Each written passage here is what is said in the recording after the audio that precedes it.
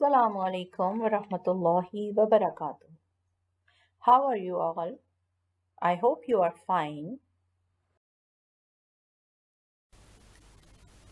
I have told you about the Arabic alphabets, huruful hija, and you have learned the full shapes of the huruful hija, their sounds, and their half shapes. Then we done same sounds of huruful hija, Arabic alphabets with similar letter confusion.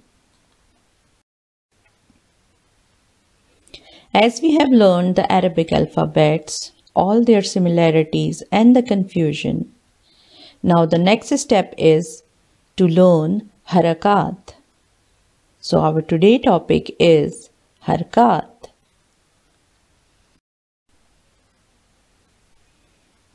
Arabic speakers will not write vowel signs on Arabic letters consonants, and those who are fully fluent can read text without vowel sounds being applied. Example, these are the three Arabic letters of the ayat 183 of Surah Al-Baqarah. Kaf, Tha, Ba. For us to read it is impossible. Even if we know the context, we non-Arabic speakers cannot read this because we do not know which vowel sound to apply in the Qur'an. It is kutiba. When I applied the vowels on it, now we can read it because it has vowel sounds. Ku-ti-ba. This is letting a lot of us to do struggle because of Arabic books are without vowels, and its importance to read to self-study because no vowels are there. So in order to facilitate the pronunciation of the word, non-Arab has what called Harkaat, and these are vowels that go above and below the letters. So for the beginners who want to learn Arabic and for the kids, these harkats are very important. So let's start. What are harkat? In the Arabic language, the harkat, singular harkat, are the vowels that create a short movement of sound. When the harkat is applied to a letter, it shows how the letter should be read inside a word. Without these harkats or vowels, we can't read Arabic alphabets or Arabic words, so they are very important. Alhamdulillah, as far as Quranic study is concerned, everything is clearly marked so we can read it without making any mistake. Short vowels. Harkat represent short vowel sound in the Arabic language. We start with the short vowel and they are Fatha, moves the sound up, A. Kasra, moves the sound down, E. Dhamma, moves the sound round, U. Those of you who are good with the Urdu language would recognize Fatha as Zabar, Kasra as Zir, and Dhamma as Pesh. Although their name appears different, their functionality is similar in both languages. These are for who are from Indian subcontinent. You call this Zabar, Zir, Pesh. Who can use whichever when you are familiar with, but there are Arabic for these. Fatha, Kasra, Dhamma. The first vowel in Arabic is Fatha. Fatha. Zabar in Urdu. It is the line that goes above the letter that you apply the vowel sound, and it provides the sound A, equivalent to A in English, like Ba Zabar, Ba. Then the second vowel is Kasra. Kasra, Zir. In Urdu, which is written underneath the letter and which gives the sound E equivalent to E in English. Bazir, B.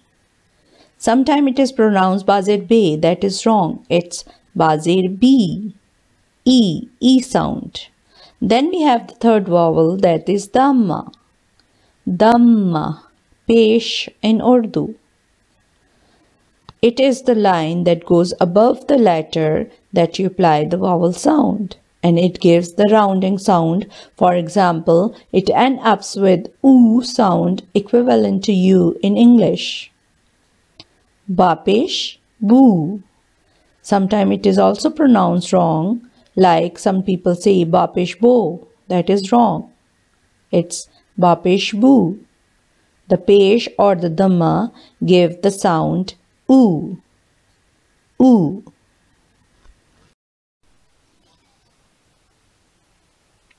So today we will learn about the long vowels, mad letters. Harkaat represent short vowel sound. We know that a single harkat is a short movement of sound. But when this sound is stretched twice, it becomes a mad. So technically, a mad is equal to 2 harkat, be it fatha, kasra, or dhamma. Long vowel sounds are represented by the letters alif, waw, ya. Alif, waw, ya, preceded by a short vowel.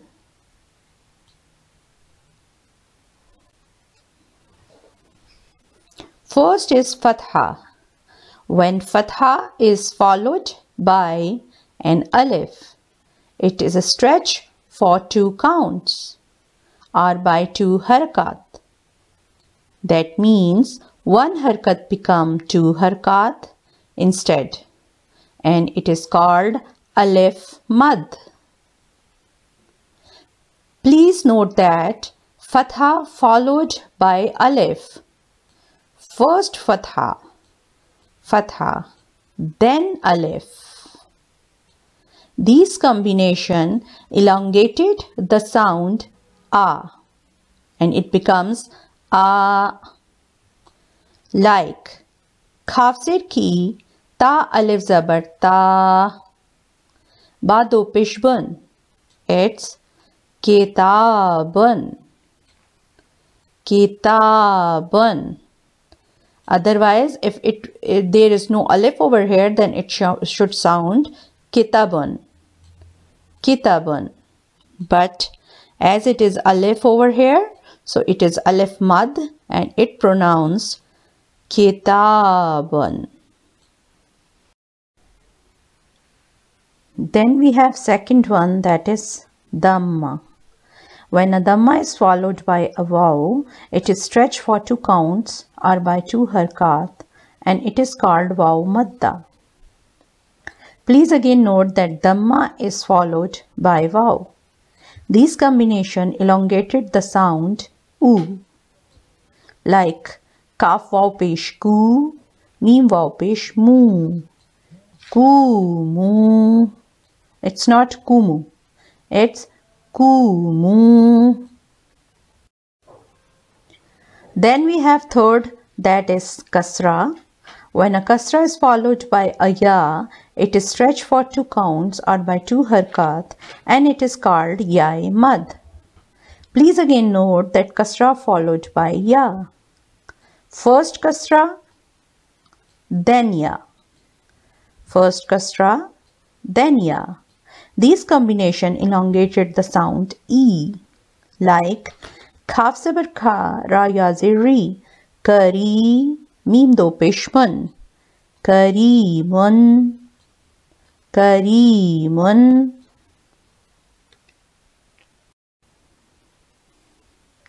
I hope you understand the difference between the short vowel and the long vowel. Barakallahu feek. Jazakallah khair for watching. Please like, subscribe and share the video if you like it. Assalamu alaikum wa rahmatullahi wa barakatuh.